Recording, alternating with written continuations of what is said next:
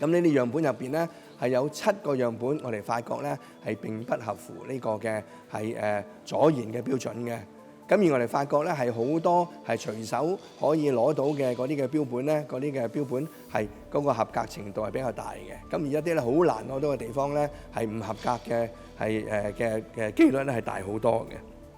我哋嚟緊咧亦會繼續係會攞更加多嘅係呢啲嘅樣本咧係作進一步嘅深入嘅調查。行會有啲困難啦。咁但係其實勞工處由舊年7月去到今年11月就巡查咗係嗰個火警嗰個蔓延嘅速度係唔尋常嘅，所以我哋相信咧係嗰啲嘅係保護網或者係嗰啲係發泡膠板咧係可能咧係呢個成因。呢單工程咧係由上屆業主立案法團通過啦，包括黃碧嬌本人在內嘅呢啲。警方各個單位連日嚟不眠不休，到依家為止，我哋一共拘捕咗13人，包括12男1女，年齡介乎40至77歲，罪名係誤殺。被捕人士包括大判工程公司、工程顧問公司、二判嘅搭棚公司同埋二判嘅外牆工程公司嘅相關人士。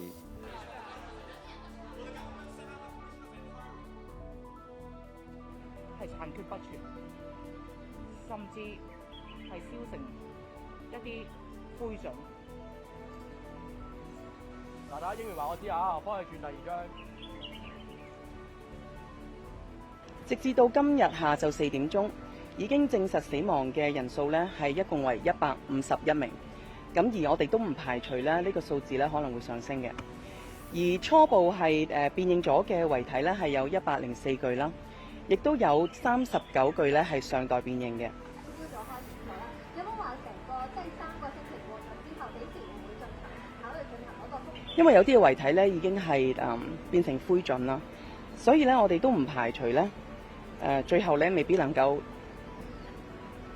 將所有失聯嘅人士係帶翻出嚟嘅。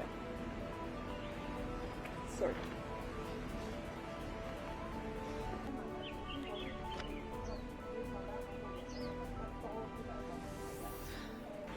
我哋一定會盡我哋最大嘅努力喺災場入邊揾得翻，我哋可以揾到辨識到死者嘅嘢。希望呢個搜查嘅工作盡快完成。以而家目前嘅進度，我期望可以喺3個禮拜之內完成我哋嘅搜查同埋搜證嘅工作。